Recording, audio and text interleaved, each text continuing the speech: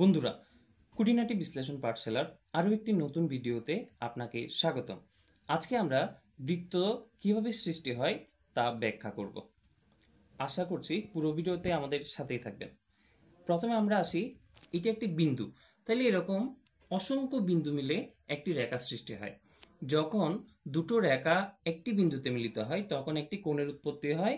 যখন তিনটি এরকম সরল রেখা একসাথে মিলিত হয় তখন একটি ত্রিভুজের উৎপন্ন হয়। এরকম চারটি যখন মিলিত হবে তখন চতুর্ভুজ, এভাবে পঞ্চভুজ, ষড়ভুজ, সপ্তভুজ, অর্থাৎ এখানে 7টা বাহু একসাথে মিলিত হচ্ছে, এভাবে অষ্টভুজ, নবভুজ।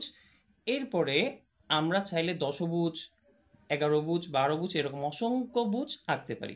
এরকম অসংখ্য ভুজ আঁকতে আঁকতে আঁকতে আঁকতে একসময় এমন অবস্থা হয়ে যাবে যে সকল বাহুগুলো এমন অবস্থা হবে আমরা আর গুনতে পারবো না, অর্থাৎ অসংখ্য ভুজের সৃষ্টি হবে।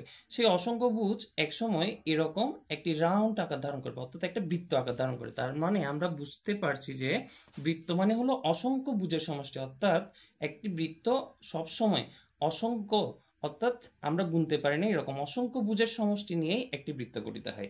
ধন্যবাদ বন্ধুরা, আশা করছি আমাদের ভিডিওটি আপনার অবশ্যই উপকারে আসবে। যদি উপকারে আসে তাহলে আশা করছি আমাদের সাথে থাকবেন এবং সাবস্ক্রাইব করে আমাদের সাথে থেকে আমাদের উৎসাহ দিয়ে সাহায্য করবেন। ধন্যবাদ বন্ধুরা।